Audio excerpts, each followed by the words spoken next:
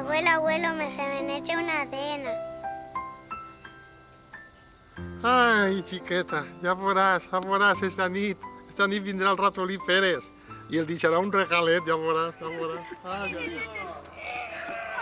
Ai, està vostè molt vellet, eh? No em deixeu soles, no sé si arribaré. Ai.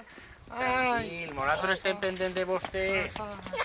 És que els abuelos estos d'avui en dia no aguanten Això res. és un patiment. No aguanten res. Van dir els dos porquets a la volta. Us has salvat la vida. I ara anem a construir unes cases tan sòlides com la teua.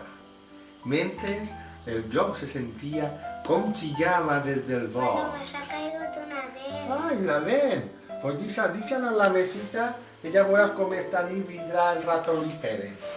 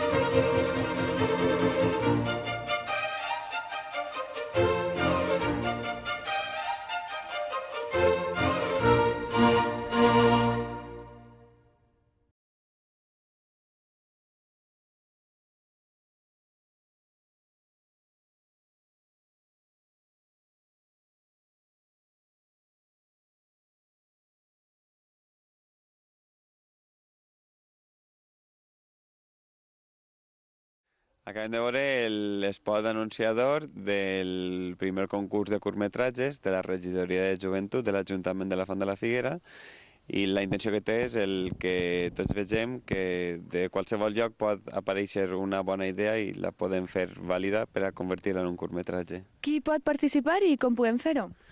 Les bases es podrem veure així mateix a la televisió comarcal, es poden trobar a l'Ajuntament i a tots els comerços de la localitat.